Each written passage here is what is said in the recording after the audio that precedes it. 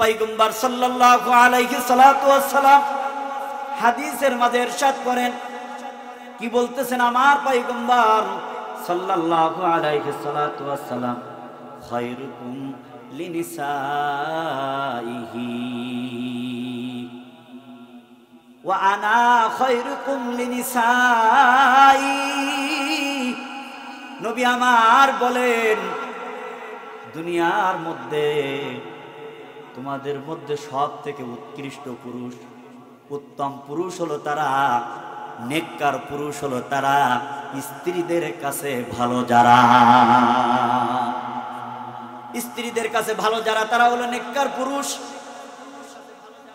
নবী বলেন, এটা শুধু আমি তোমাদেরকে যে বলছি সেটা নয়, বরং আমি নবী ওয়া আনা কিয়ারুকুম লিনিসাই, আমি নবী আমার জবান দিয়ে ইরশাদ করছি, আমি শুধু তোমাদেরকে সার্টিফিকেটের জন্য স্ত্রীদের কথা বলি নাই, বরং আমার স্ত্রীদের কাছেও আমি নবী সর্বোত্তম পুরুষ হিসাবে বিবেচিত হয়েছি। আরো জোরে বলুন না সুবহানাল্লাহ। তাহলে এবার যদি আপনাকে জিজ্ঞাসা করি, ভাইজান ও মুরব্বী বাবাজিরা,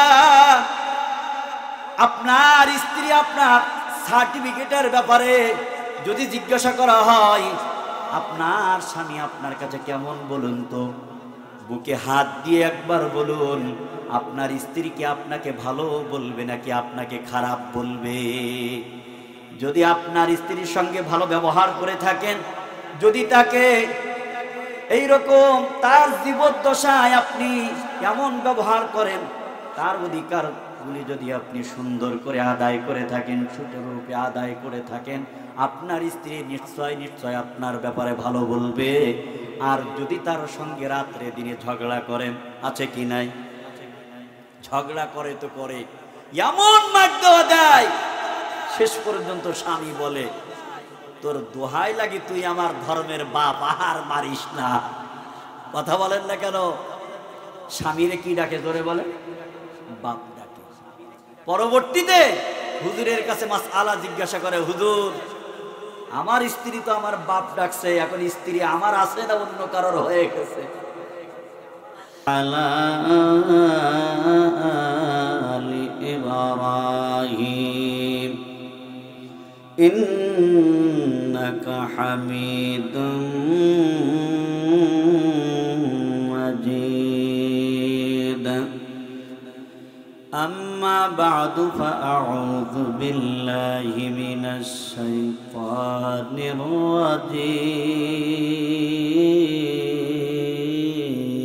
الرجيم. بسم الله الرحمن الرحيم.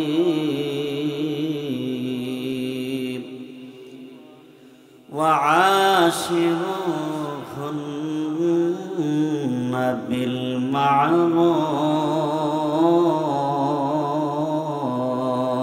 بالمعروف. صدق الله العلي العظيم. وقال رسول الله صلى الله عليه الصلاة والسلام: أيما امرأة ماتت وزوجها عنها راض دخلت الجنة، أو كما قال عليه الصلاة والسلام. سبحانك لا علم لنا إلا ما علمتنا إنك أنت العليم الحكيم.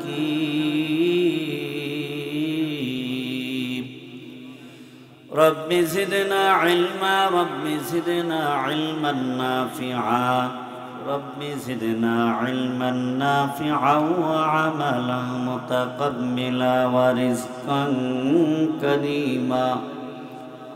يا رب صل وسلم دائما أبدا على حبيبك خير الخلق كلهم.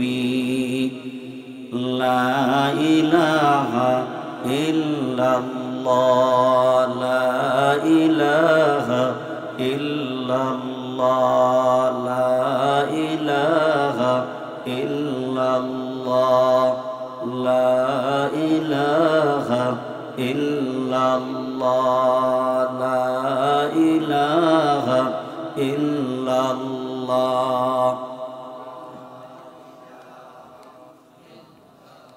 मैं आशिक मौला हूँ मेरा, मैं आशिक मौला हूँ मेरा, इश्क निराला जुमला जहाँ जिनके तजल्ली से उजाला ला इलाहा इल्लल्लाह ला इलाहा इल्लल्लाह ला इलाहा इल्लल्लाह ला इलाहा इल्लल्लाह मुहम्मदुर রাসূলুল্লাহ সাল্লাল্লাহু আলাইহি সাল্লাতু ওয়াসসালাম। আমাদের এই ঘুণে ধরা সমাজ ভালো করে বুঝবেন, এই সমাজের মধ্যে আমরা যারা পুরুষ জাতি আছি, আমরা মনে করি দুই একটা কথা বলে নিলে কথা বুঝতে আপনাদের সুবিধা হবে, এজন্য বলছি। পুরুষ জাতি যারা আমরা আছি, আমরা মনে করি আমাদের অধীনস্থ জীবন সঙ্গিনী হিসাবে যাকে আমরা পেয়েছি, এক কথায় আপনার এবং আমার স্ত্রী, তার উপরে কর্তৃত্ব নেতৃত্ব, বুঝবেন ভালো করে, স্ত্রীর উপরে কর্তৃত্ব নেতৃত্ব না খাটাতে পারলে আমাদের এই ঘুণে ধরা সমাজ, এই সমাজের পুরুষগুলি মনে করে আমি মনে হয় কাপুরুষ। বুঝেছেন কথা? যে যত বেশি তার স্ত্রীর উপরে নেতৃত্ব আর কর্তৃত্ব প্রতিষ্ঠা করতে পারে, সে মনে করে আমি সমাজের মধ্যে একজন সঠিক পুরুষ, আমি বীর পুরুষ, মর্দে মুজাহিদ, এটা মনে করে। কিন্তু পয়গম্বর সাল্লাল্লাহু আলাইহি সাল্লাতু ওয়াস সালামের সুন্নাহ যদি মানেন, তরিকা যদি মানেন, তাহলে আপনি বীর পুরুষ না, আপনি কাপুরুষ। কিছু মানুষ তো এমনই আছে এই সমাজে পুরুষ, যারা মহিলাদেরকে সে যে একটা মানুষ, মানুষই মনে করে না। বোঝেন নাই? এত পরিমাণ জুলুম অত্যাচার একজন মহিলার উপরে করে, আমার মনে হয় গরু ছাগল অবলা যে জানোয়ার আছে তাদের উপরেও মনে হয় এত পরিমাণ আঘাত আর জুলুম করে না। এক কথায় বুঝাতে চেয়েছি, এই পুরুষগুলি তাদের অধীনস্থ মহিলাদেরকে গরু ছাগলের যে একটা মূল্য বা দাম আছে, সেই দাম মনে হয় তার স্ত্রী তার কাছে নাই। অথচ ভালো করে বুঝুন, পশ্চিমা বিশ্বে মহিলাদেরকে আমরা ইংরেজি পড়ি, এটা তো আমাদের বানানো না, এটা তাদের থেকে এসছে, ওখান থেকেই আমদানি করেছি, ওদের শিক্ষা, এটা এটা ওদেরই ভাষা, আমাদের ভাষা না এটা। কিন্তু সেটা নাকি ওয়ার্ল্ডের মধ্যে ইন্টারন্যাশনাল ল্যাঙ্গুয়েজ, পুরা পৃথিবী ব্যাপী নাকি ইংলিশ চলমান। আমাকে একদিন জিজ্ঞাসা করছে একজন, মৌলভী সাহেব আপনারা তো ইংরেজি পারেন না, ইংরেজি তো পুরা বিশ্বের মধ্যে চলে, পুরা ওয়ার্ল্ডের মধ্যে চলে, এটা ইন্টারন্যাশনাল ল্যাঙ্গুয়েজ। আমি বললাম তাই না, আমরা ইংরেজি পারি না, কম পারি, এজন্য এটা যদি দোষের হয়ে যায় আমি আলহামদুলিল্লাহি রব্বিল আলামিন না পড়ে আলহামদুলিল্লাহি রব্বাল আলামিন পড়ব। কেন পড়ব? রব্বিল আলামিন কেন পড়তে হবে, রব্বুল আলামিন কেন পড়তে হবে, এই কথার ব্যাখ্যা তোমার বলতে হবে। এখন তো বলতে পারে না, কথা বোঝেন নাই? আমি বললাম তুমি যেমনি এটা বলতে পারো না, এটার অর্থ বিকৃতি হবে কিনা সেটাও যেমন বলতে পারো না, সুতরাং আমরা ওটা না বলতে পারলেও তেমন সমস্যা নাই। তবে তুমি জেনে রেখো, আমি ইংরেজি না পড়তে পারলে আমার দুনিয়ার মধ্যে তেমন কোনো সমস্যা নাই, আমি চলে যেতে পারবো। তুমি যদি কুরআন শিক্ষা না করতে পারো, কুরআন যদি শুদ্ধ করে পড়তে না পারো, কুরআন যদি সঠিকভাবে উচ্চারণ করতে না পারো, তাহলে দুনিয়াতেও বেঁচে গেলে কোন রকম আখেরাতে বাঁচার উপায়, আরো জোরে বলুন, আখেরাতে বাঁচার উপায় নাই। তবে এতটুকুনি মেসেজ তোমাকে দিয়ে রাখি, তুমি তো বলছো যে ইংলিশ হলো ইন্টারন্যাশনাল ল্যাঙ্গুয়েজ। আমি বলবো ইংরেজি যদি ওটাই হয় ইন্টারন্যাশনাল ল্যাঙ্গুয়েজ, তাহলে আরবি হবে ডাবল ইন্টারন্যাশনাল ল্যাঙ্গুয়েজ। কি বলেন, কথা ঠিক কিনা? কারণ ইংরেজি পুরা পৃথিবীর মধ্যে, পুরা ওয়ার্ল্ডের মধ্যে চললেও কবরের মধ্যে আপনাকে যেই প্রশ্ন করা হবে সেই প্রশ্ন আরবিতে করা হবে নাকি ইংরেজিতে? আরো জোরে বলুন, কোন ভাষায়? তাহলে যেই ভাষা মাটির উপরেও চলে, মাটির নিচেও চলে, সেটাই হলো ইন্টারন্যাশনাল ল্যাঙ্গুয়েজ। সম্মানিত হাজিরিন, আমি কথা ওদিকে নিয়ে যাব না। বলছিলাম এই সমাজের কিছু তথাকথিত পুরুষের কথা, যারা মহিলাদেরকে ইজ্জত করে না, সম্মান করে না। বলছিলাম এই মহিলাদেরকে, তারা গৃহকর্তা যারা আছে, গৃহিণী যারা আছে, তাদেরকে তাদের পরিভাষায় বলে হাউসওয়াইফ। কথা বলেন, বাংলায় আমরা বলি গৃহিণী অথবা অন্য কিছুই বলতে পারেন। আরবিতে কি বলা হয় মহিলাদেরকে জানেন? আরবিতে বলা হয় রব্বুল বাইত। আরবিতে কি বলা হয়? জোরে বলুন, আরবিতে কি বলা হয়?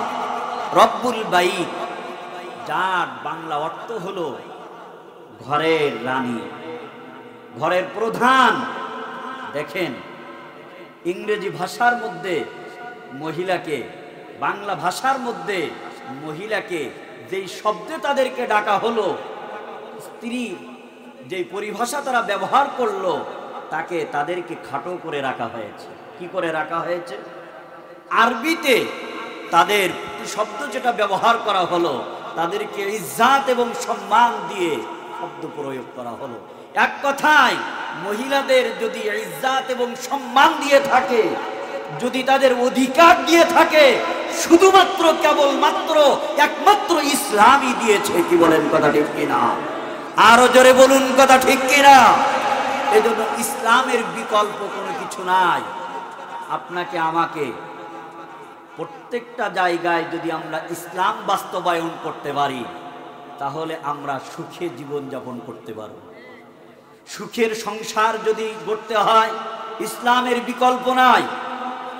সুখী পরিবার যদি পেতে হয়, ইসলামের বিকল্প নাই।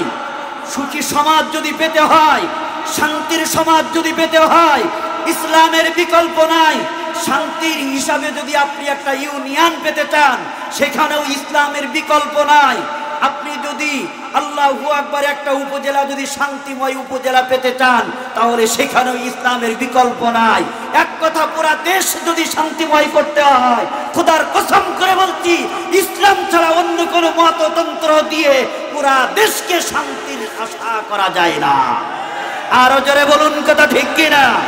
তাহলে ইসলাম ছাড়া অন্য কোনো মততন্ত্রের মাধ্যমে দেশে শান্তি আনা, আরো জোরে বলেন, শান্তি আনা যাবে না। যেহেতু আয়াত যেটা পড়েছি, পারিবারিক শান্তি কিভাবে আসতে পারে, সাংসারিক জীবনে স্বামী এবং স্ত্রীর হক কি হতে পারে, আয়াত ওটা নিয়েছি, ওটা নিয়েই যতটুকু সম্ভব হয় আলোচনা করব। যারা আমার ইউটিউবের মধ্যে আলোচনা শুনেছেন, আমি গতানুগতিক আলোচনা করার চেষ্টা করি না, এক একটি বিষয় নিয়ে যতটুকুনি সম্ভব আলোচনা করার চেষ্টা করি। যে আয়াত শরীফ তেলাওয়াত করেছি সূরাতুন নিসার 19 নম্বর আয়াতের মধ্যে আল্লাহ পাক রব্বুল আলামিন পুরুষদের উপরে মহিলাদের অনেক হক রয়েছে, অধিকার রয়েছে। আমরা পুরুষরা শুধু হক, আমার স্ত্রী আমার হক আদায় করবে, আমারটা করবে, আমারটা করবে, আমার কেন খানা ঠিক করে দেয় না, আমার কেন পা টিপে দেয় না, আমার কেন জামা জুতা ঠিক করে দেয় না, মানে আমরা শুধু তাদের কাছে পেতে চাই যে আমার সব করে দিই। কিন্তু সেও একজন মানুষ, তার হক আপনার প্রতি রয়েছে। শুধু হক না, অনেক অধিকার রয়েছে আপনার উপরে। এজন্য ইসলাম বলে যে মহিলাদের হক আদায় করতে হবে, তাদের সঙ্গে সদ্য ব্যবহার করতে হবে, তাদের সঙ্গে নম্র আচরণ করতে হবে। শুধু তাই নাই, নবী করিম সাল্লাল্লাহু আলাইহি সাল্লাতু ওয়াস সালাম বুঝেন ভালো করে, মহিলারা যদি আপনাকে কষ্ট দেয়, অনেক সময় অনেক কাজের মাধ্যমে, কথার মাধ্যমে যদি কষ্ট দেয়, কষ্ট সহ্য করাটা ইসলামের মধ্যে সওয়াবের বিষয় সাব্যস্ত করেছে। আরো জোরে বলুন না সুবহানাল্লাহ। এজন্য তাদের সঙ্গে ভালো ব্যবহারের জন্য আল্লাহ তাআলা কি বলে দেখেন, আল্লাহ পাক রব্বুল আলামিন বলেন বিসমিল্লাহির রহমানির রহিম ওয়া আশিরুহুন্না বিল মা'রুফ। আরো জোরে বলুন আল্লাহু আকবার। আল্লাহ পাক রব্বুল আলামিন বলেন তোমার জীবন সঙ্গী, তোমার স্ত্রী যে, তার সঙ্গে সদ্য ব্যবহার করো, ভালো ব্যবহার তার সঙ্গে করো, তার সঙ্গে নম্র ব্যবহার করো। যদি তোমাকে কষ্ট দেয়, এই কষ্ট সহ্য করে তার সঙ্গে ভালো ব্যবহার তুমি করো। কি জন্য ভালো ব্যবহার করতে হবে? আল্লাহ পাক রব্বুল আলামিন অন্য আয়াতের মধ্যে সূরাতুন নিসার 26 নম্বর আয়াতের মধ্যে যে কুরআনুল কারীমের আয়াতের অংশ আমি তেলাওয়াত করব, এই আয়াতের মধ্যে আল্লাহ পাক রব্বুল আলামিন বলেন ওয়া আখাযনা মিনকুম মিসাকান গালিযা। আল্লাহ পাক রব্বুল আলামিন বলেন মহিলারা তোমাদের থেকে শক্ত অঙ্গীকার নিয়ে রেখেছে। এই শক্ত অঙ্গীকার মহিলাদের নিয়ে রাখার কারণে যদি তোমরা তাদের সঙ্গে ভালো ব্যবহার না করো, যদি খারাপ আচরণ করো, কিয়ামতের ময়দানে আল্লাহ পাক রব্বুল আলামিনের দোরগোড়ায় তোমাকে আসামি রূপে সাব্যস্ত করবে। একজন মহিলা ভালো করে বুঝেন, তার জীবদ্দশায় তার বাবা মা ছিল সব থেকে আপন, কথা বলুন। এরপরে তার ভাই, তার বোন, তার দাদা দাদি, নানানি, আত্মীয় স্বজন সবাই ছিল তার আপন। কিন্তু দুইটা কথার মাধ্যমে, ইজাব এবং কবুলের মাধ্যমে, এই মহিলাটা তার জীবনের সব আপন মানুষগুলাকে ছেড়ে, যেই বাড়িটা জীবনে কোনোদিন দেখে নাই, যেই ঘরের মানুষগুলাকে জীবনে কোনোদিন দেখে নাই, এই বাড়ির মধ্যে, এই ঘরের মধ্যে মহিলা সকল আপন মানুষগুলাকে পর করে আপনার বাড়ির মধ্যে এসে আপনি অপরিচিত মানুষগুলাকে আপন করে নিয়েছে। এর বিনিময় কি দিলেন? এর বিনিময় তাকে কষ্ট দিতে দিতে, মাঝে মধ্যে দেখেন না অনেক সংসার কলহের জের ধরে মহিলা রাতের অন্ধকারে গলার মধ্যে ফাঁস দেয়, দেয় কিনা? স্বামীর জুলুম সহ্য করতে না পেরে, পারিবারিক যন্ত্রণা সহ্য করতে না পেরে তখন কি করে? আত্মহত্যা করে। আত্মহত্যার জন্য সে দায়ী, বাকি তার জন্য আপনি যে জুলুম করেছেন এর জন্য কিয়ামতে আপনি ধরাশায়ী হবেন। এজন্য আল্লাহ পাক রব্বুল আলামিন কুরআনুল কারীমের অন্য আয়াতের মধ্যে বলেন ওয়াসাহিবি বিল জামবি, তুমি তোমাদের অধীনস্থ যারা আছে তাদের সঙ্গে ভালো ব্যবহার করো, সদ্য ব্যবহার করো। তাফসীরের কিতাবের মধ্যে লেখে অধীনস্থদের মধ্যে সব থেকে কাছের অধীনস্থ হলো আপনার স্ত্রী। স্ত্রী আপনাকে যেভাবে দেখে, স্ত্রী আপনাকে যেভাবে বুঝে, পৃথিবীর মধ্যে আপনার যতদিন আপনি ছোট ছিলেন আপনার মা বাবা আপনাকে ওইভাবে বুঝেছে, কিন্তু যখন বড় হয়ে গিয়েছেন, আল্লাহু আকবার, আপনার স্ত্রীর থেকে ভালো আপনার বিষয় আর কেউ দুনিয়ার মধ্যে জানে না, আর কেউ আপনার সম্পর্কে অত বেশি বুঝে না। এজন্য পয়গম্বর সাল্লাল্লাহু আলাইহি সাল্লাতু ওয়াস সালাম হাদিসের মাঝে ইরশাদ করেন, কি বলতেছেন আমার পয়গম্বর সাল্লাল্লাহু আলাইহি সাল্লাতু ওয়াস সালাম, খায়রুকুম লিনিসাইহি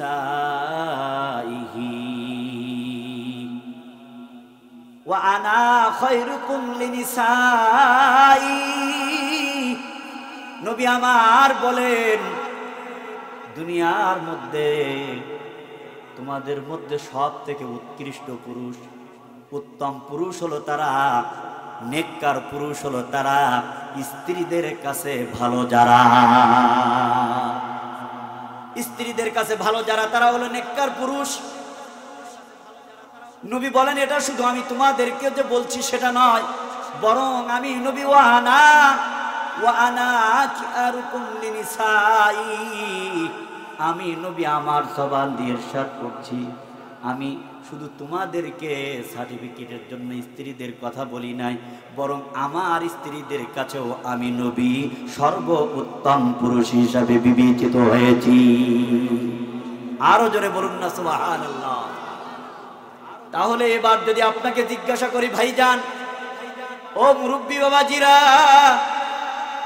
আপনার স্ত্রী আপনার সার্টিফিকেটের ব্যাপারে যদি জিজ্ঞাসা করা হয়, আপনার স্বামী আপনার কাছে কেমন বলুন তো? বুকে হাত দিয়ে একবার বলুন, আপনার স্ত্রী কি আপনাকে ভালো বলবে নাকি আপনাকে খারাপ বলবে?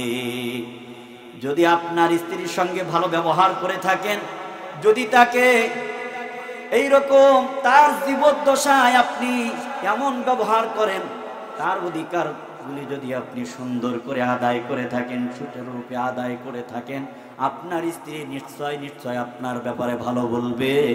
আর যদি তার সঙ্গে রাত্রে দিনে ঝগড়া করেন, আছে কি নাই? ঝগড়া করে তো করে, এমন মার দেওয়া দেয়, শেষ পর্যন্ত স্বামী বলে, তোর দোহাই লাগে, তুই আমার ধর্মের বাপ, আর মারিস না। কথা বলেন না কেন? স্বামীরে কি ডাকে? ধরে বলে বাপ ডাকে। পরবর্তীতে হুজুরের কাছে মাসআলা জিজ্ঞাসা করে, হুজুর আমার স্ত্রী তো আমার বাপ ডাকছে, এখন স্ত্রী আমার আছে না অন্য কারোর হয়ে গেছে? এমন সমস্যার মধ্যে এক আল্লাহর বান্দা মসজিদের ইমাম সাহেবের কাছে যেয়ে বলছে, হুজুর আপনি একটু বলেন, আর সেন্স কাজ করতেছে বলে ফেলেছে, আমি বলতেই পারি না। বলতেই যদি না পারো, তাহলে স্ত্রীকে কেন দিয়েছো? অন্য কাউকে তো দেওনি। কথা বলেন। এজন্য শরীয়তের মধ্যে সব থেকে নিম্নমানের বৈধ যেই কাজটা আল্লাহ পাক রব্বুল আলামিন পয়গম্বরের মধ্যে দিয়েছেন, ওই কাজের নাম হলো শরীয়তের মধ্যে তালাক। এমনি এমনি তালাক দেওয়া যাবে না।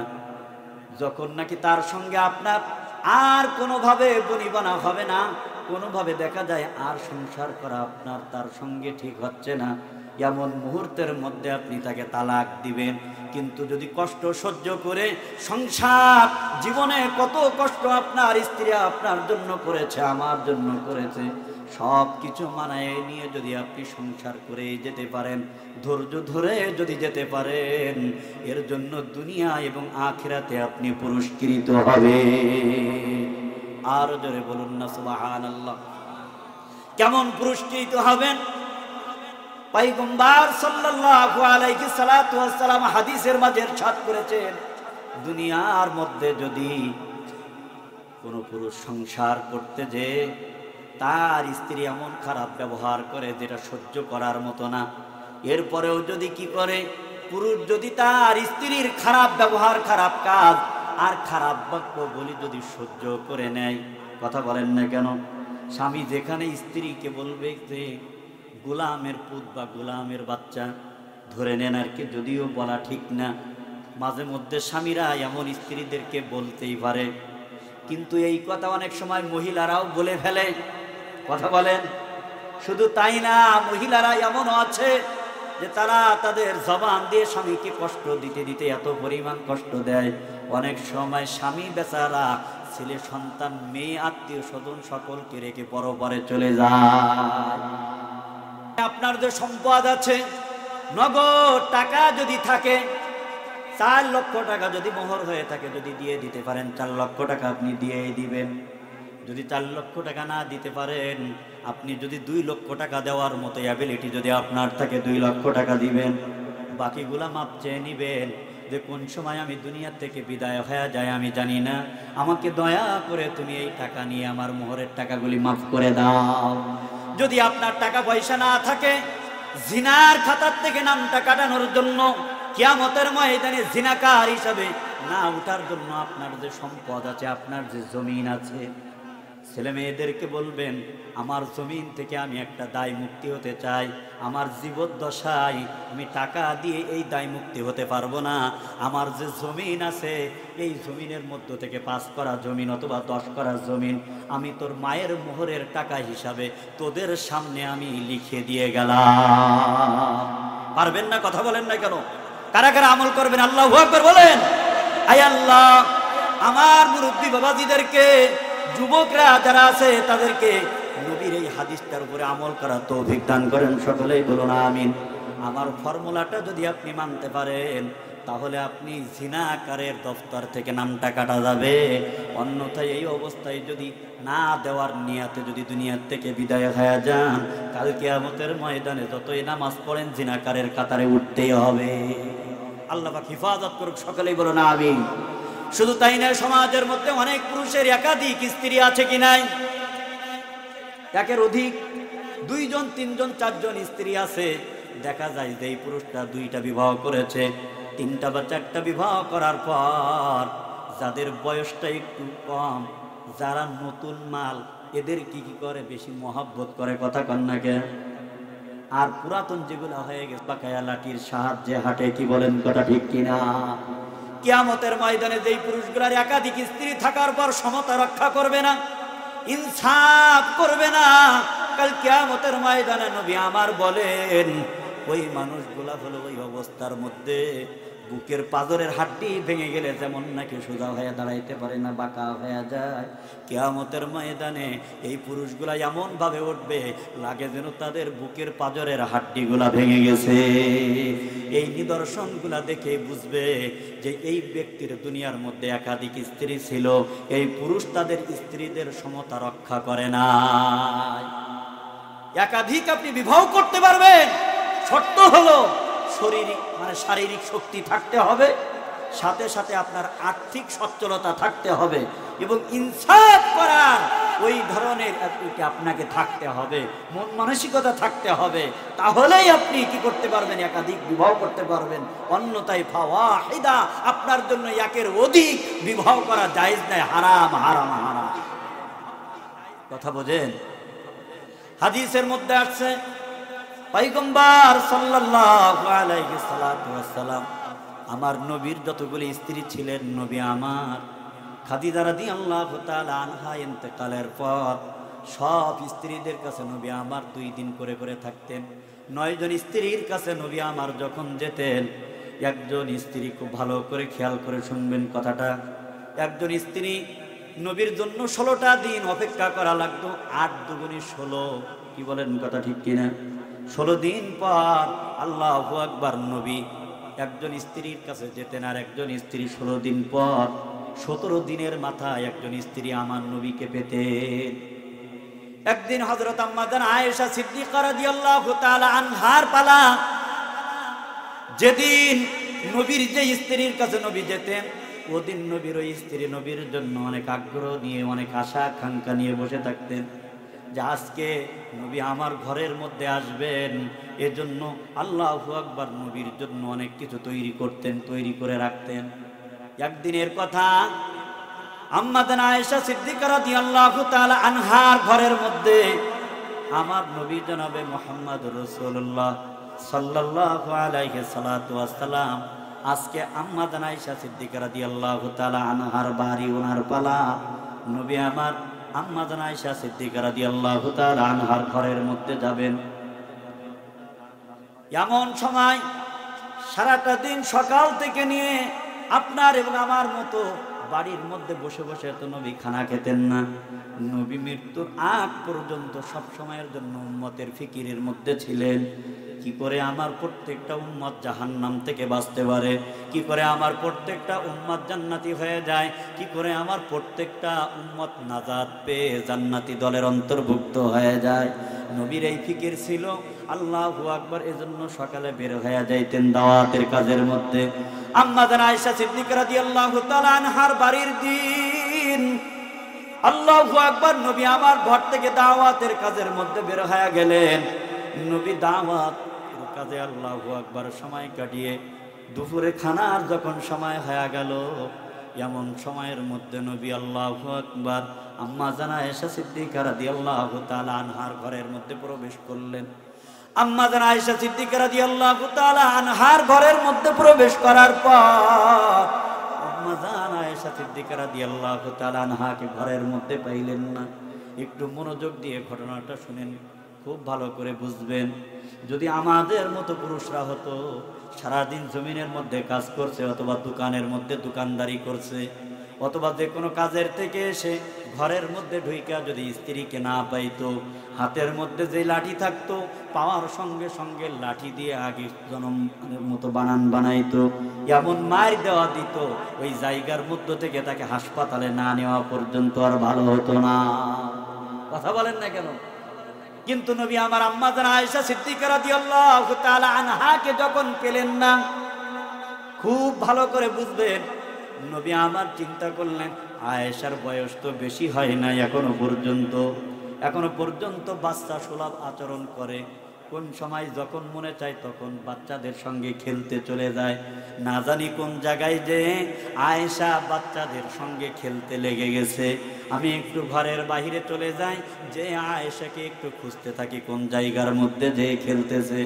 আল্লাহু আকবার। নবী আমার আম্মা জান আয়েশা রাদিয়াল্লাহু তাআলা আনহাকে খুঁজতে খুঁজতে এক পর্যায়ে বাইতুল্লাহ যেই জায়গার মধ্যে আছে, এখনকার বাইতুল্লাহ তো অনেক বড় সুন্দর, এখনকার বাইতুল্লাহ তো দেখলে দিলটা জোড়ায়া যায়, স্বর্ণ কালার দিয়ে মোড়ানো। আল্লাহু আকবার, কত সুন্দর বাইতুল্লাহ। কিন্তু নবী যেই সময় গিয়েছিলেন ওই সময়ের বাইতুল্লাহ এত সুন্দর বাইতুল্লাহ ছিল না। আল্লাহু আকবার। নবী আমার বাইতুল্লাহর কাছাকাছি যে দেখেন আয়েশা রাদিয়াল্লাহু তাআলা আনহা, কিছু বাচ্চারা খেলা করে আর আয়েশা রাদিয়াল্লাহু তাআলা আনহা দাঁড়ায়া দাঁড়ায়া খেলা দেখি। আপনার আমার মতো পুরুষ যদি হতো কি করতো? একটা লাঠি হাতে নিয়ে আস্তে আস্তে আস্তে আস্তে ওই জায়গার মধ্যে যাইতো। ওই জায়গার মধ্যে যে কি করতো? আস্তে আস্তে এমন ভাবে বাড়িটা দিত যাতে করে জমিনের মধ্যে পড়ে দাঁত যেন রক্তাক্ত হয়ে যাইতো, শরীরের জন্য ক্ষত বিক্ষত হয়ে যাইতো। বেহুশ না হওয়া পর্যন্ত আমরা কেউ ছাড়তাম না। কথা বলে। কিন্তু নবী আমার আস্তে আস্তেই গেলেন। নবীর বৈশিষ্ট্য কেমন, চরিত্র কেমন, স্ত্রীদের সঙ্গে ব্যবহার কেমন একটু দেখেন। আমার নবী আস্তে আস্তে আয়েশা সিদ্দিকা রাদিয়াল্লাহু তাআলা আনহার পাশে গেলেন। আয়েশা সিদ্দিকা রাদিয়াল্লাহু তাআলা আনহার কাছে যে নবী আমার হাতটা বাইতুল্লাহর সঙ্গে লাগায়া দিলেন। বাইতুল্লাহর সঙ্গে হাতটা লাগায়া মাথার উপর দিয়া হাতটা এইরকম ভাবে বাইতুল্লাহর সঙ্গে টেক লাগায়া দিলেন। আম্মা জান আয়েশা রাদিয়াল্লাহু তাআলা আনহা এখনো নবীকে দেখতে পারে নাই। আল্লাহু আকবার। আমার নবীকে এখনো পর্যন্ত দেখে নাই। কিতাবের মধ্যে লেখে নবী যেভাবে দাঁড়ায়া গেলেন, হাতটা এমন ভাবে দিয়েছেন দুপুরের রোদটা যাতে আম্মা জান আয়েশা সিদ্দিকা রাদিয়াল্লাহু তাআলা আনহার মাথায় আর না লাগে। নাম্বার 2, নবী এইভাবে দাঁড়ায়া গেলেন যাতে করে অন্য পুরুষরা আম্মা জান আয়েশা সিদ্দিকারে দেখতে না পায়। আম্মা জান আয়েশা সিদ্দিকা রাদিয়াল্লাহু তাআলা আনহা খেলা দেখতে দেখতে দেখতে দেখতে এক পর্যায়ে নিজের থেকে যখন নাকি আর খেলা দেখার কোনো মন মানসিকতা আম্মা জান আয়েশা রাদিয়াল্লাহু তাআলা আনহার আর নাই, এখন নিজে নিজেই বলতেছেন, আজকে দুপুরে আমার ঘরের মধ্যে নবী এসে খানা খাবে, আমাকে যদি না পায় নবী না জানি কত কষ্ট পায়। আম্মা জান আয়েশা সিদ্দিকা রাদিয়াল্লাহু তাআলা আনহা কথাটা বলতে বলতেই যখন একটু ফিরলেন, মাথাটা ঘোরানোর সঙ্গে সঙ্গে নবীকে দেখে ফেললেন। আল্লাহু আকবার। নবীকে দেখার সঙ্গে সঙ্গে আম্মা জান আয়েশা সিদ্দিকা রাদিয়াল্লাহু তাআলা আনহার চেহারাটা সম্পূর্ণ লাল বর্ণ হয়ে গেল। আম্মা জান আয়েশা সিদ্দিকা রাদিয়াল্লাহু তাআলা আনহা অত্যন্ত সুন্দরী ছিলেন, অত্যন্ত সুন্দরী ছিলেন। আল্লাহু আকবার। কিন্তু কথার জেরে যখন কথা কাটাকাটির কারণে অতবার রাগান্বিত হইতেন, তখন চেহারাটা সম্পূর্ণ লাল বর্ণ হয়ে যাইত। এজন্য নবী আমার আম্মা জান আয়েশা সিদ্দিকা রাদিয়াল্লাহু তাআলা আনহাকে মোহাব্বত করে নবী ডাকতেন, ইয়া হুমায়রা। হুমায়রা অর্থ হলো, বাংলায় যদি অর্থ করেন তাহলে লাল পরী। বাংলা অর্থ কি জোরে বলেন? নবী আমার আয়েশা সিদ্দিকা রাদিয়াল্লাহু তাআলা আনহাকে হুমায়রা বলে ডাকতেন। যখন নাকি মুখটা ফেরাইলো, আমার নবীকে দেখার সঙ্গে সঙ্গে চেহারাটা লাল বর্ণ হয়ে গেল। সুন্দর মানুষ যখন কোনো কারণে হঠাৎ করে শরীরের মধ্যে গরম ভাব আসে, চেহারাটা লাল বর্ণ হয়ে যায়। আম্মা জান আয়েশা সিদ্দিকা রাদিয়াল্লাহু তাআলা আনহাকে দেখার পর নবী কিছুই বললেন না, শুধু একটা কথাই বললেন, আয়েশা এত তাড়াতাড়ি কেন তুমি খেলা দেখা শেষ করে দিলা? আরো কিছুক্ষণ দেখতে। দেখেন কত সুন্দর আদর্শ। আল্লাহু আকবার। আম্মা জান আয়েশা সিদ্দিকা রাদিয়াল্লাহু তাআলা আনহাকে আঘাত করলেন না, মানলেন না। আম্মা জান আয়েশা সিদ্দিকা রাদিয়াল্লাহু তাআলা আনহা আল্লাহু আকবার জবানের মধ্যে বললেন, আল্লাহ, নবী দুপুরের মধ্যে খানা না খেয়ে কষ্ট সহ্য করার পর যেভাবে আমার সঙ্গে ভালো ব্যবহার করলেন, আয় আল্লাহ, নবীর জীবদ্দশায় নবীর সঙ্গে এমন একটা ভালো ব্যবহার করার আমার তৌফিক দান করে দিও। ওনাদের দোয়া আল্লাহ কবুল করেন কি করেন না? জোরে বলেন, করেন কি করেন না? আল্লাহু আকবার। এদিন নবী আম্মা জান আয়েশা সিদ্দিকা রাদিয়াল্লাহু তাআলা আনহার বাড়ির মধ্যে চলে গেলেন। এদিনের ঘটনা শেষ, কিন্তু আরেকদিন আম্মা জান আয়েশা সিদ্দিকা রাদিয়াল্লাহু তাআলা আনহার এভাবেই নবী আম্মা জান আয়েশা সিদ্দিকা রাদিয়াল্লাহু তাআলা আনহার ঘরের মধ্যে আসবেন, কিন্তু সারাটা দিন নবী আসেন নাই। আজকে নবী ঘরের মধ্যে আসবেন হলো এশার নামাজের পরে, এশার পরে। কারণ নবী রাত্রের বেলায় সাধারণত ঘরের মধ্যে ঢুকলে নবী আমার এশার নামাজের পরে ঘরের মধ্যে ঢুকতেন। এজন্য আম্মা জান আয়েশা সিদ্দিকা রাদিয়াল্লাহু তাআলা আনহা বলেন, ও দুনিয়ার মানুষ, আসমানের মধ্যে একটা সূর্য আছে, যেই সূর্যটা পুরা দুনিয়ার মানুষ দেখে, আর আমি আয়েশার জন্য আল্লাহ তাআলা একটা সূর্য দান করেছেন। জোরে জোরে বলুন না সুবহানাল্লাহ। দুনিয়ার মানুষ, তোমাদের যে সূর্যটা, এই সূর্যটা উঠে হলো ফজরের নামাজের পরে, আর আমি আয়েশার যে সূর্যটা আছে, এই সূর্যটা উঠে হলো এশার নামাজের পরে। এই সূর্য হলো মুহাম্মাদুর রাসূলুল্লাহ সাল্লাল্লাহু আলাইহি সাল্লাতু ওয়াসসালাম। আমার নবী আজকে এশার নামাজের পরে আম্মা জান আয়েশা সিদ্দিকা রাদিয়াল্লাহু তাআলা আনহার ঘরের মধ্যে যাবেন। আল্লাহু আকবার। আম্মা জান আয়েশা সিদ্দিকা রাদিয়াল্লাহু তাআলা আনহা নবীর জন্য অপেক্ষা করতেছে খানা নিয়ে। নবী যখন আসবেন একসঙ্গে নবীর সঙ্গে খানা খাবেন। এখান থেকে একটা সুন্নাতের কথা বলে যায়, একসঙ্গে খানা খাওয়া, স্ত্রীর মুখে খানা তুলে দেওয়া সুন্নাত। এটা কি জোরে বলেন, আরো জোরে বলেন। কিন্তু আমাদের যুবকরা স্ত্রীর মুখে খানা তুলে দেয় না। পাশের বাড়ির ভাবির যদি সুযোগ পায়, পকেটের মধ্যে ঘর থেকে পিঠা নিয়ে মুখের মধ্যে ঢুকাই দেয়। কথা কন না কে? যুবক তার বউরে জীবনে কোনোদিন একটা দিনও মুখের মধ্যে কোনো খাবার দেয় নাই, ভাতও তুলে দেয় নাই। কিন্তু ওই পাশের বাড়ির আর একজনের মেয়েটা তার কাছে বড় সুন্দর লাগে। হোটেলের মধ্যে নিয়া, ওই ভান্ডারি আপনার যে জেলা আছে ওই জায়গার মধ্যে নিয়া, সুন্দর হোটেলের মধ্যে সিপাই চাপাই বসে ওই মেয়ের মুখের মধ্যে কত সুন্দর করে তুলে দেয়, আর বলে, তোর মুখে না তুলে দিলে আমার ভালো লাগে না। কথা কর না কে? কিন্তু এই জায়গায় কি কোনো সওয়াব আছে? জোরে বলেন। নাকি প্রত্যেকটা কথায় কথায় প্রত্যেকটা লুকমায় লুকমায় গুনাহ? শুধু কি গুনাহ গুনাই কবিরা? আল্লাহ পাক হেফাজত করুন, বলুন আমিন। আয় আল্লাহ, প্রত্যেকটা যুবককে হেফাজত করো, সকলেই বলুন আমিন। আল্লাহু আকবার। নবী আমার যেমন, আমার নবীর স্ত্রীরাও হলো তেমন। ও যুবক তুমি যেমন, তোমার স্ত্রীও তেমন। তুমি যখন বাড়ির থেকে পিঠা নিয়া চুরি কইরা ভাবির মুখে দাও, তোমার স্ত্রীও চুরি করে নিয়া তার তালতো ভাইয়ের মুখে দেয়। এখন সোদে সোদে হয়ে গেছে, আর করার কিছু নাই। কথা বলেন না কেন? আল্লাহু আকবার। নবী আমার আম্মা জান আয়েশা সিদ্দিকা রাদিয়াল্লাহু তাআলা আনহার ঘরের মধ্যে যাবেন। আম্মা জান আয়েশা সিদ্দিকা রাদিয়াল্লাহু তাআলা অপেক্ষা করতেছে।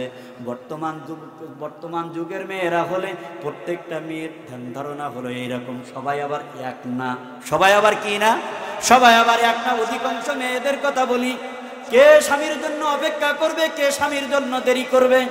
শীতের রাত, যত রাত হোক, স্বামী যখন বাড়ি আসুক, আমি তার জন্য দেরি করতে পারবো না। আমি তার জন্য দেরি করে আমি ঠান্ডা ভাত খেতে পারবো না।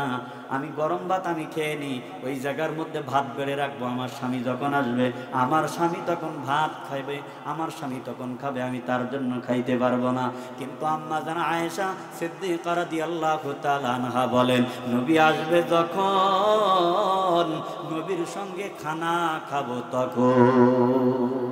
নবী আসবে যখন, নবীর সঙ্গে খানা খাবো তখন।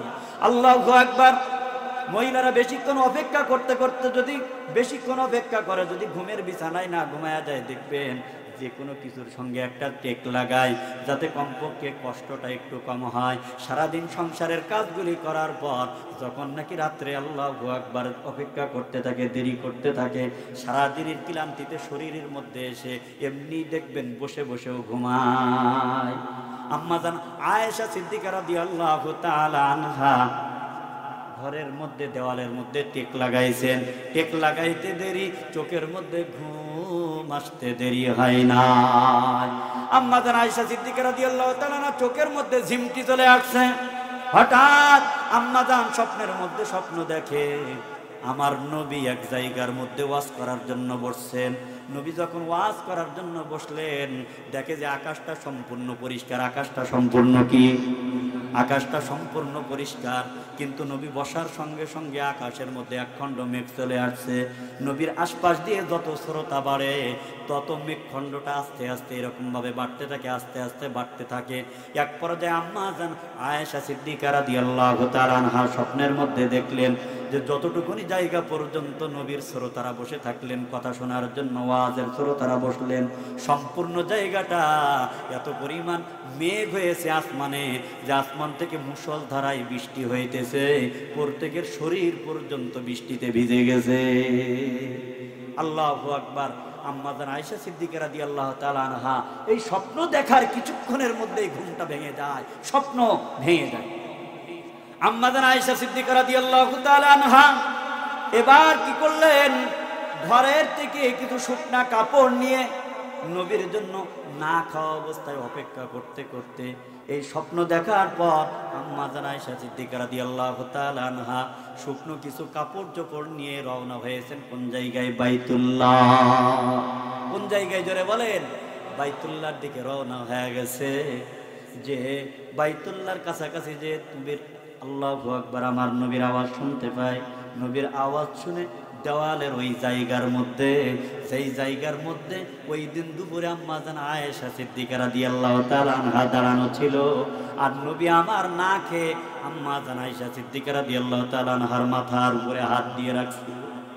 একই জায়গার মধ্যে আজকে আম্মা জান আয়েশা সিদ্দিকা রাদিয়াল্লাহু তাআলা আনহা খানা খাই নাই, রাত্রে খানা খাই নাই। আজকে আম্মা জান আয়েশা সিদ্দিকা রাদিয়াল্লাহু তাআলা আনহা না খেয়ে দাঁড়িয়ে আছেন কার জন্য? জোরে বলেন, আরো জোরে বলেন। আল্লাহ পাক ওই দিনের যাজা আজকে আম্মা জান আয়েশা সিদ্দিকাকে দিয়ে দিলেন। নবী আমার ওয়াজ শেষ করার পর যখন নাকি বাইতুল্লাহ থেকে বের হলেন, আম্মা জান আয়েশা সিদ্দিকা রাদিয়াল্লাহু তাআলা আনহাকে দেখার সঙ্গে সঙ্গে বলেন, আয়েশা তুমি কেন এত রাত্রে এই জায়গার মধ্যে আসছো? কয়, ইয়া রাসূলুল্লাহ, ইয়া হাবিবাল্লাহ, আমি আপনার জন্য অপেক্ষা করতেছিলাম। অপেক্ষা করতে করতে এক পর্যায়ে আমার ঘুম চলে আসে। দরজার সঙ্গে দেওয়ালের সঙ্গে হেলান দেওয়ার পর আমার ঘুম চলে আসে। আমি ঘুমের মধ্যে দেখেছি আপনি এক জায়গার মধ্যে বসে ওয়াজ করেন। যখন নাকি ওয়াজ করেন তখন আসমানটা সম্পূর্ণ নিট অ্যান্ড ক্লিন, পরিষ্কার, আসমানের মধ্যে কোনো মেঘ নাই। আপনি ওয়াজ করতে বসার সঙ্গে সঙ্গে আসমানের মধ্যে মেঘ চলে আসছে। এরপর ইয়া রাসূলুল্লাহ, ইয়া হাবিবাল্লাহ, শ্রোতা যত বাড়ে তত আপনার মেঘের আকারটা বাড়তে থাকে।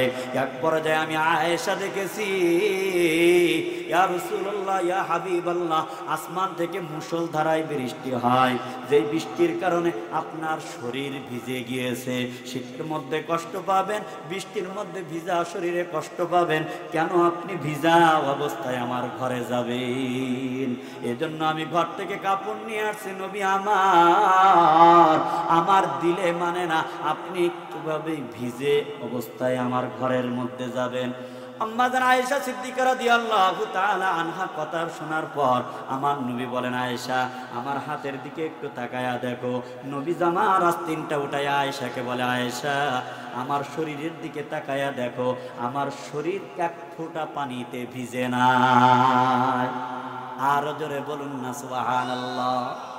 এই কথা বলার সঙ্গে সঙ্গে আম্মা জান আয়েশা সিদ্দিকা রাদিয়াল্লাহু তাআলা আনহা মুখটা একটু ছোট হয়ে গেল, কেমন যেন একটা চিন্তার সাগরে পড়ে গেলেন। আমার নবী আম্মা জান আয়েশা সিদ্দিকা রাদিয়াল্লাহু তাআলা আনহার চেহারা দেখে বুঝতেন যে আয়েশা এখন কষ্ট পাইতেছে, অথবা তার মনের মধ্যে কষ্ট। চেহারাটা মলিন হওয়ার কারণে নবী আমার জিজ্ঞাসা করেন, আয়েশা, ও আয়েশা, এতক্ষণ পর্যন্ত দেখতেছিলাম তোমার মুখের মধ্যে হাসি, কিন্তু এখন কেন তোমার মুখটা মলিন হয়ে গেল? তুমি একটু বলো। আম্মা জান আয়েশা সিদ্দিকা রাদিয়াল্লাহু তাআলা আনহা বলে, নবী আমার, আপনার কারণে আপনি যে ভিজেন নাই এজন্য আমার যে মুখটা মলিন হয়েছে সেটা নয়, বরং ছোটকাল থেকে আমার জীবদ্দশায় আমি যত স্বপ্ন দেখেছি, আমার প্রত্যেকটা স্বপ্ন সত্য হয়। আল্লাহ পাক এই জিনিস, এই জ্ঞান, এই ইলম আমাকে দান করে, কিন্তু আজকের সত্যটা, আজকের স্বপ্নটা কেমনে সত্য না হয় এটাই তো আমি বুঝি না। না জানি আল্লাহ পাক রব্বুল আলামিন সত্য স্বপ্নটা আমি আয়েশার থেকে আমার কোনো গুনার কারণে, আমার কোনো অপরাধের কারণে তুলে নিল কিনা, এই ভয়ে আমার মুখটা মলিন হয়ে গেছে। আমার নবী আয়েশা রাদিয়াল্লাহু তাআলা আনহাকে ডাক দিয়ে বলেন, আয়েশা, না না, খুব ভালো করে বুঝো, তুমি যেটা দেখেছো তুমি তো এটাই দেখছো। আল্লাহু আকবার। কেউ উঠবেন না, দোয়া করে দেব। ঘটনাটা শেষ করবো না, এখনই দোয়া করে দেব। আল্লাহু আকবার। নবী আমার আম্মা জান আয়েশা সিদ্দিকা রাদিয়াল্লাহু তাআলা আনহাকে ডাক দিয়ে বলে, ও আয়েশা, তুমি তো এমনটাই দেখেছো যে আমি এক জায়গার মধ্যে বয়ান করতেছি। আসলেই তো আমি নবী এক জায়গার মধ্যে বয়ান করতেছিলাম এতক্ষণ। তুমি যখন দেখেছো আসমানের উপরে যখন আমি নবী বয়ান করি তার আগে আসমানটা পরিষ্কার, কিন্তু যখন বয়ান করা শুরু করেছি আসমানের মধ্যে একখণ্ড মেঘ আসছে। যত বেশি শ্রোতা বাড়ে তত বেশি মেঘ আকারটা বাড়ে। এক পর্যায়ে তুমি দেখছো আকাশ থেকে, আসমান থেকে মুষলধারায় বৃষ্টি হচ্ছে। ইয়া রাসূলুল্লাহ, এভাবেই তো আমি দেখেছি, এভাবেই দেখেছি, আমার এই চোখ দুইটা এভাবেই স্বপ্নের মধ্যে দেখেছে, এর ব্যতিরেকে অন্য কিছু দেখে নাই। আম্মা জান আয়েশা সিদ্দিকা রাদিয়াল্লাহু তাআলা আনহাকে নবী আমার বলেন, আয়েশা, তুমি যেই বৃষ্টিটা দেখেছো ওই বৃষ্টিটা হলো আসমানের বৃষ্টি না, বরং যেই বৃষ্টিটা তুমি দেখেছো ওইটা হলো সাকিনা নামক রহমতের বৃষ্টি। আরো জোরে বলুন না সুবহানাল্লাহ। সুতরাং তোমার স্বপ্ন ঠিক আছে, আল্লাহু আকবার, আর তুমি যা কিছু করছো সব কিছু ঠিক আছে, আল্লাহু আকবার। এই আম্মা জান আয়েশা সিদ্দিকা রাদিয়াল্লাহু তাআলা আনহাকে নবী একদিন বলতেছেন, কি বলতেছেন, ও আয়েশা, তুমি কোন সময় একটু রাগ থাকো আমার উপরে এটা আমি বুঝি, আবার কোন সময় তুমি আমার উপরে খুশি থাকো সেটাও আমি বুঝি। নবী আমার যখন এই কথা বলেন, আম্মা জান আয়েশা সিদ্দিকা রাদিয়াল্লাহু তাআলা আনহা বলেন, নবী আমার, আপনি আপনি কিভাবে বুঝেন যে আমি আপনার উপরে রাগ অথবা অসন্তুষ্ট? নবী আমার ডাক দিয়ে বলেন, আয়েশা, যখন তুমি আমার উপরে খুশি থাকো, রাগান্বিত থাকো না, তখন তুমি বলো রব্বি মুহাম্মদ, আমি মুহাম্মাদের রবের কসম করতেছি। তখন কি বলে জোরে বলেন?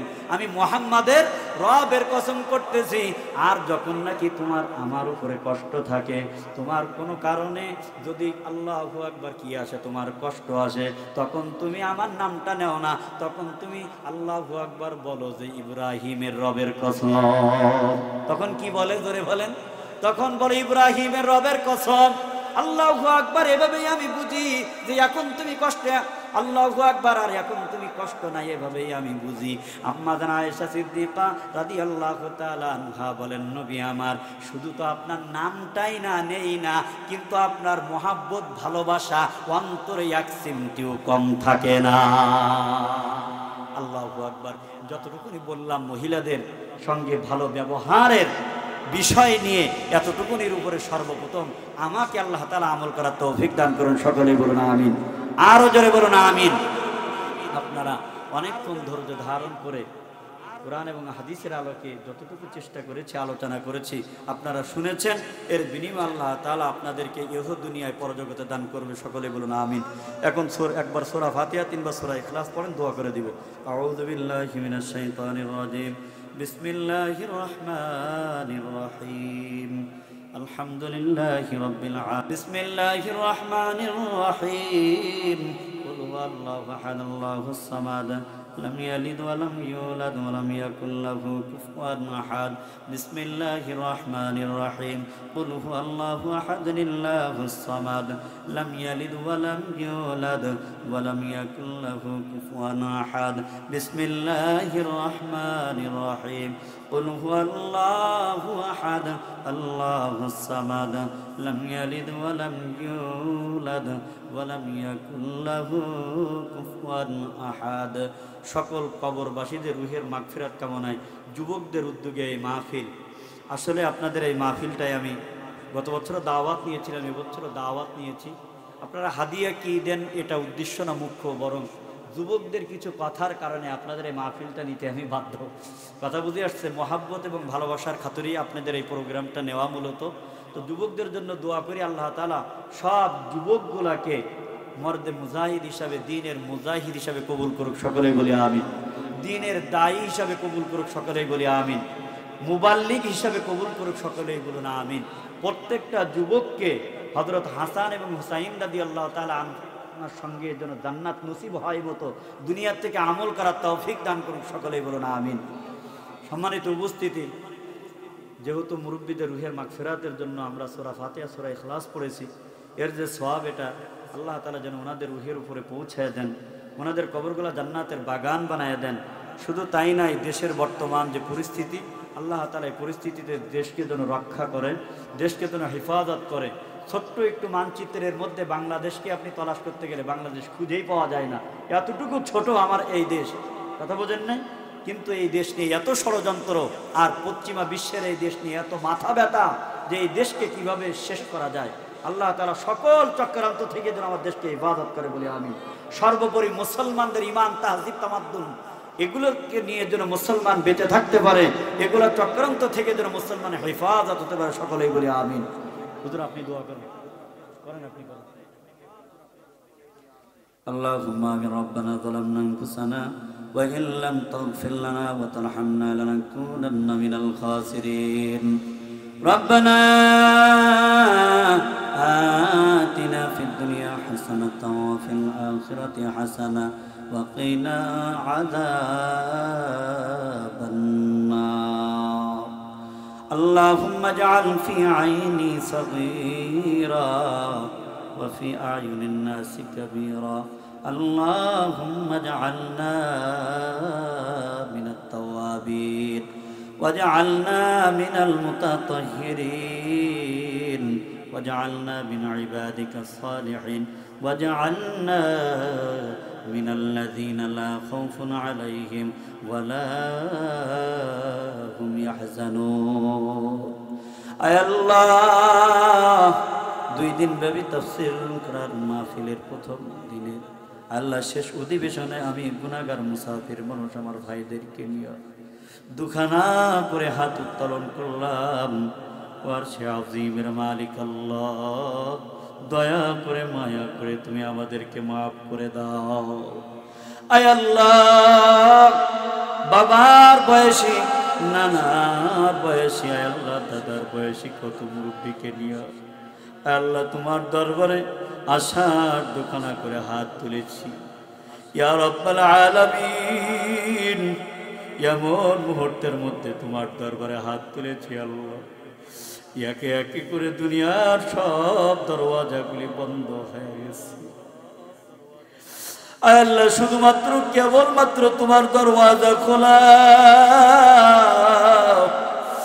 ইয়া রাব্বাল আলামিন, এই দরওয়াজার মধ্যে আল্লাহ দেখো তোমার কিছু গুনাহগার আর কিছু নেককার বান্দা তোমার দরবারে হাত তুলেছে। আল্লাহ, আল্লাহ আমার ভাইদের দেওয়ার মতো কিছু নাই। আল্লাহ আমার ভাইদেরকে তুমি মাগফিরাত করে দাও।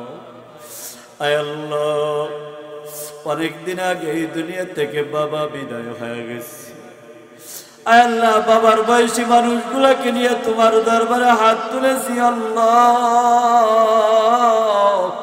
ইয়া রাব্বাল আলামিন, আমার বাবার বয়সী মানুষগুলাকে ফিরাইয়া দিও না। আল্লাহ যুবকগুলাকে ফিরাইয়া দিও না। ইয়া রাব্বাল আলামিন, যুবকগুলাকে তুমি কবুল করে নাও। আল্লাহ যুবকগুলাকে মুজাহিদ হিসাবে কবুল করে নাও। আল্লাহ যুবকগুলাকে তুমি আল্লাহ মুবাল্লিগ হিসাবে কবুল করে নাও। আল্লাহ যুবকগুলাকে ইয়া রাব্বাল আলামিন দ্বীনের দাঈ হিসাবে কবুল করে নাও। আল্লাহ যুবকগুলাকে ইয়া রাব্বাল আলামিন সমাজের ভালো মানুষ বানাইয়া দাও। আল্লাহ মুরব্বী বাবাজিদেরকেও কবুল করে নাও। যে যখন দুনিয়া থেকে বিদায় হয়ে যাবে, কাউকে তুমি ঈমান হারা কইরা কবরে নিও না। আল্লাহ প্রত্যেকটা মানুষকে ইয়া রাব্বাল আলামিন ঈমান নিয়ে কবরে যাওয়ার তৌফিক দান করে দিও। আল্লাহ গভীর রাত পর্যন্ত 1.5 ঘন্টার কম বেশি যে আলোচনা করলাম, আল্লাহ মা বোনদের হক নিয়ে আল্লাহ প্রত্যেকটা মুরব্বীকে, প্রত্যেকটা যুবককে, প্রত্যেকটা বিবাহিত পুরুষকে আল্লাহ মা বোনদের হকগুলি পরিপূর্ণ আদায় করার তৌফিক দান করে দেন আল্লাহ। আল্লাহ কত মানুষ আছে স্ত্রীর সঙ্গে দুর্ব্যবহার করে, খারাপ ব্যবহার করে। আল্লাহ এই এলাকার প্রত্যেকটা পুরুষকে, প্রত্যেকটা যুবককে আল্লাহ স্ত্রীর সঙ্গে আল্লাহ সন্তানকে তার মায়ের সঙ্গে, তার বোনের সঙ্গে আল্লাহ তার খালার সঙ্গে ভালো ব্যবহার করার তৌফিক দান করে দাও। ইয়া আল্লাহ ইয়া রাব্বাল আলামিন, আল্লাহ আমি গুনাহগার, জানি না আমার দোয়া কবুল হবে কিনা, তবে নবীর একটা হাদিসকে সামনে রেখে দুখানা করে হাত তুলেছি গো আল্লাহ। আয় আল্লাহ মুসাফিরের দোয়া নাকি তুমি ফিরাইয়া দাও না, মুসাফিরের দোয়া নাকি তুমি আয় আল্লাহ কবুল না করে ছাড়ো না। আয় আল্লাহ আমি মুসাফির, আমি একজন মুসাফির গুনাহগার। আয় আল্লাহ আমার ভাইদের ওসিলায় আমার হাতখানাকে তুমি কবুল করে নাও। আয় আল্লাহ আমার ভাইদের হাতগুলাকেও কবুল করে নাও। আয় আল্লাহ কারোর হাতগুলো তুমি ফিরাইয়া দিও না। আয় আল্লাহ এই মজলিসের মধ্যে এমন যুবক আছে, এমন মুরব্বী বাবাজিরা আছে আল্লাহ, যেই মুরব্বীর মাকে কবরের মধ্যে রেখে আসছি। আল্লাহ এমন যুবক আছে যার বাবাকেও কবরে রাখছে, মাকেও কবরে রাখছি। আয় আল্লাহ মা বাবার কথা স্মরণ করে আয় আল্লাহ যেই যুবক, যেই মুরব্বী বাবাজিরা এক ফোঁটা চোখের পানি ফেলতেছে আল্লাহ, তাদের চোখের পানিগুলাকে কবুল করে নাও। আল্লাহ এই মুহূর্তের মধ্যে মা বাবার কবরের আযাব তুমি বন্ধ করে দাও। আয় আল্লাহ যাদের চোখের পানি গাল বেয়ে বেয়ে পড়তেছে আয় আল্লাহ তাদের জীবনের গুনাহ খাতাগুলি মাফ করে দাও। ও যুবক, যদি তোমার চোখে পানি না আসে রে যুবক, তুমি কান্নার ভান ধরে মুখটা বাঁকা করে একটু দোয়া করো, আল্লাহকে ডাক দিয়ে বলো, আল্লাহ তুমি আমার চোখ দুইটাকে আয় আল্লাহ কান্দন না চোখ দিয়া দাও। ইয়া আল্লাহ ইয়া রাব্বাল আলামিন, আয় আল্লাহ কবরবাসীদের মাগফিরাতের জন্য, রুহের মাগফিরাতের জন্য মাহফিল ইন্তজাম করেছে। আয় আল্লাহ একাদানা হাত তুলছে, আয় আল্লাহ তাদের মা বাবা যারা কবরের মধ্যে আসছে, আল্লাহ যারা মাহফিলের আওয়াজ শুনতেছে তাদের মা বাবা যারা কবরের মধ্যে আসছে, আল্লাহ যত যুবকেরা মা বাবা কবরের মধ্যে আছি, যত মুরব্বীদের মা বাবা কবরের মধ্যে আছে, আয় আল্লাহ প্রত্যেকের মা বাবাকে তুমি মাফ করে দাও। আয় আল্লাহ তাদের কবরগুলা জান্নাতের বাগান বানায়া দাও ইয়া রাব্বাল আলামিন। সন্তানের চোখের পানি মা বাবার জন্য তুমি কবুল করে নাও।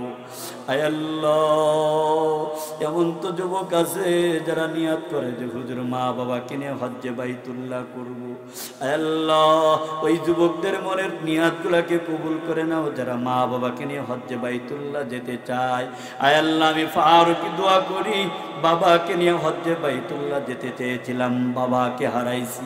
আয় আল্লাহ মা বেঁচে আছে, মাকে নিয়ে যেন হজ্জে বাইতুল্লাহ যায়া কাবা শরীফের সামনে দাঁড়ায়া মার হাত দুইটা তোমার দরবারে যেন তুলে দিতে পারি, সেই তৌফিক দিয়া দাও। আয় আল্লাহ তুমি দোয়া কবুল করে নাও ইয়া রাব্বাল আলামিন।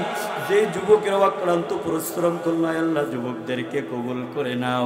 আয় আল্লাহ যেই মুরব্বীরা সাহায্য সহযোগিতা করছে ওয়াজ শুনে আয় আল্লাহ বক্তাদেরকে সময় দিন আয় আল্লাহ তাদেরকেও কবুল করে নাও আল্লাহ। আয় আল্লাহ যে মা বোনেরা পর্দার আড়ালে হাত তুলছে আল্লাহ মাদের হাতগুলোকে কবুল করে নাও ইয়া রাব্বাল আলামিন। আয় আল্লাহ যারা আয় আল্লাহ মারা হাত তুলছে তাদের মা কবরের মধ্যে চলে গেছে, নানা নানি কবরে চলে গেছে, তাদেরকেও মাফ করে দাও। আল্লাহ কোর মা জননীর মনে কোন ব্যথা আছে আমি জানি না। আয় আল্লাহ মা বোনদের মনের নেক আশাগুলিকে তুমি পূরণ করে দাও।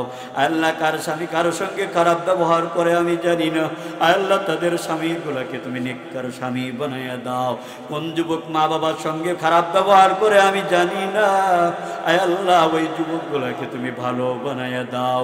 আল্লাহ মা বাবার কথা মতো যেন চলতে পারে সেই তৌফিক দিয়া দাও ইয়া আল্লাহ ইয়া রাব্বাল আলামিন।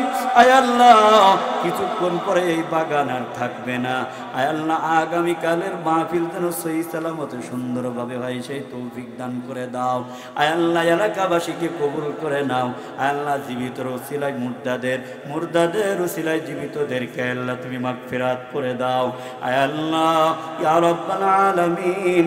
আয় আল্লাহ বাংলাদেশের বিভিন্ন জায়গায় ঘুরি রোডের মধ্যে থাকি, আল্লাহ গাড়ি অ্যাক্সিডেন্ট থেকে হেফাজত করে দিও। আয় আল্লাহ এখন বেশি বেশি মানুষ গাড়ি অ্যাক্সিডেন্ট করতেছে, সেটার থেকে হেফাজত করিও। আল্লাহ কাজ করে মরণের সময় তুমি আমাদেরকে ঈমান নসিব করে দিও আল্লাহ। আয় আল্লাহ আল্লাহুম্মা রযুকনা শাহাদাতান ফি সাবিলিক ওয়াজআল মাউতানা বিবালাদি নবিকা মুহাম্মাদিন সাল্লাল্লাহু আলাইহি সাল্লাতু ওয়াসসালাম। আল্লাহুম্মা আফিনা মিন কুল্লি বালাইদ দুনিয়া ওয়া মাফাদনা মিন কুল্লি বালাইল আখিরা। আল্লাহুম্মা ইন্না নাসআলুকা as-sihhata wal 'iffata wal 'afiyata wal mu'afata fid dunya wal akhirah। আয় আল্লাহ চারমুনার মাহফিলকে কবুল করে নেন ইয়া রাব্বাল আলামিন। শায়েখদের হায়াতের মধ্যে বরকত দান করে দেন। আয় আল্লাহ দাদা হুজুর কবরের মধ্যে শুয়ে আছে জান্নাতি বাগানে, আয় আল্লাহ ইয়া রাব্বাল আলামিন কত রাতে আয় আল্লাহ হুজুরের কবরের পাশে সময় কাটাইছি, দাঁড়াইয়া দাঁড়াইয়া কোরআন পড়ছি। আয় আল্লাহ আল্লাহ হুজুরের সোহবাত, আল্লাহ হুজুরের ফয়জ ও বরকত আপনি আরো আমাদেরকে দান করে দেন আল্লাহ। আল্লাহ বর্তমান শায়েখ দয়কে সকল প্রকার ষড়যন্ত্র থেকে আপনি হেফাজত করেন। আল্লাহ সরসিনাকে আল্লাহ কবুল করে নেন। আল্লাহ সেখানে আল্লাহ পীর সাহেবদেরকে কবুল করে নেন। হক্কানি তরিকার সকল আলেমকে কবুল করে নেন। আল্লাহ সকল আলেম ওলামাদের ইজ্জতকে আপনি হেফাজত করেন। আল্লাহ যারা আলেমদেরকে বেইজ্জতি করে আল্লাহ তাদেরকে হিদায়াত দান করে দেন। যদি তাদের হিদায়াত না থাকে আয় আল্লাহ আপনার হাতে তাদেরকে তুলে দিলাম। আয় আল্লাহ আপনি বাতিলকে বাতিল দিয়ে আপনি ধ্বংস করে দেন। ফিলিস্তিনের মুসলমানদেরকে সাহায্য করেন। আয় আল্লাহ আমেরিকার আয় আল্লাহ ট্রাম্পকে ইয়া রাব্বাল আলামিন আপনি হিদায়াত দান করেন, হিদায়াত দান করেন। যদি হিদায়াত না থাকে আয় আল্লাহ ধ্বংস করে দেন। আয় আল্লাহ ফিলিস্তিনের ভূখণ্ডকে আয় আল্লাহ ওই কে কাদেরকে দিয়ে দিতে চায় আল্লাহ, জালেমদেরকে দিয়ে দিতে চায়। আয় আল্লাহ মুসলমানদের ভূখণ্ড, মুসলমানদের আয় আল্লাহ দ্বিতীয় কিবলাকে আপনি হেফাজত করেন আল্লাহ।